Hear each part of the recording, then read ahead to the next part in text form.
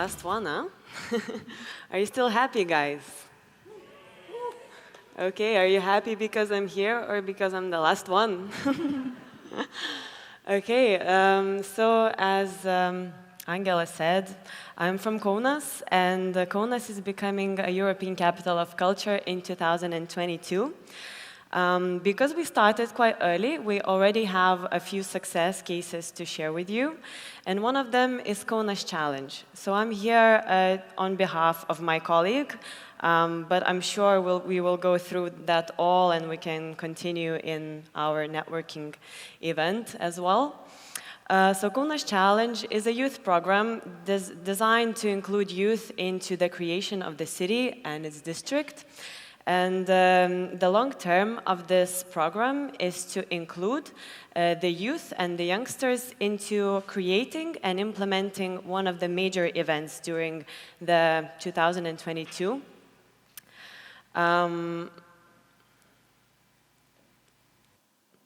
Right, so every year we select 40 students from 15 to 18 years old, so you can see them here, how they look like. And they create 4 final projects during a course, and this course takes 6 months, and the students meet every second Saturday. So, of course, there is a variety of ways to do such a program for youth, but during those several years, we believe that we found quite a good recipe, and it consists of 3 main factors, which are learning, learning by doing, and simply doing. So let's start from learning. And as for learning, we do seminars about leadership, team building, also design thinking, and many, many more subjects, but not like academic subjects that they are used to in school. They're more like personal growth and individual growth subjects. And this is just a glimpse into how it looks like in our office when the seminar is on. And also we do one-on-one, mentorship sessions, where the mentor helps the teenager to identify the strengths and also help tackle any fears that get into the way of achieving any goal. As for learning by doing, we then give them a first challenge, like a pilot experiment, where the students are split into groups, and they are given a task of making like a tiny project that has to do with the Kaunas European Capital of Culture platform itself. And here you can see just a glimpse of how that's happening, how they're generating ideas, analyzing the cases. And this really gives them a real-life experience on how things work and like a safe environment where they can fail. And actually, at school, teenagers are not used to their projects to happen actually. So we give them a chance to really see that these projects can be, happen in real life. And finally, as for doing, in the end of the course, we give them like the main project to do. And the aim is to create social or cultural project that has a true value to the city. So it can be product, it can be a service, event, anything. Anything created from scratch with the help of mentors or anybody from the professional field. And finally, those students, they pitch their ideas in a final presentations evening. And the best pitches, they receive, surprise, 2,022 euros to implement that. And further assistance, and of course, the mentorship. So let's see some of the examples of the winners. So the winner of 2018 was a magazine dedicated for subcultures in Kaunas. And the main idea is that this magazine is created solely by youngsters without any help of adults, and including editing, visual identity, except for the printing house, I guess, but everything else clearly is just done by them. Another example is a poetry festival, which launched as a pilot experiment, as I said before. And it started in the staircases of multi-story buildings, then shifted to the buses and trains, and now it's like a small-scale festival happening in a city.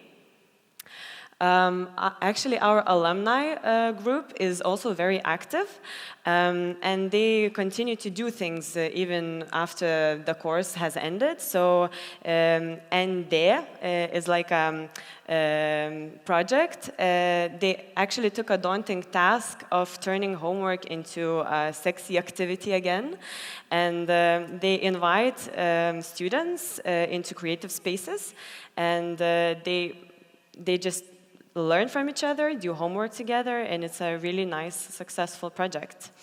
Another one is a detective game, which actually gained a lot of interest from the public already. And yeah, it's like, it comes in a format of an evening where students or youngsters or anybody gather in the groups and they make up this detective story, which is given to another group to be solved. It's really fun. And also art projects. It's a continuous art project, which is done using this weird technique, weird paint, which is only seen on wet surfaces.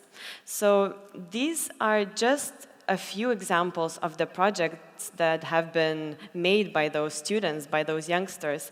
And we really think it's a success because they just gather together, they get to know each other, and they build this community where they believe and are able to do positive changes in the city. And it's not only that, our partnering organizations are addressing them as a voice of youth. So they do focus groups and other things. They ask for advice about how to shape their products for youth and so on. So what makes this program a success? There are 3 things that we managed to filter out. Of course, there's many, but for you it's 3 because I have 2 minutes. We can talk about them later on. So the first one, and very important one, there has to be a careful mentorship, and I'll give you some advice on how to do this. So you have to be always accessible. You have to become like a pool of contacts, of guidance, of encouragement, and motivation, and everything. Just you have to be there for them. Next important thing is you have to make everybody feel safe there and that everybody's listened. And the most important one is you have to trust them.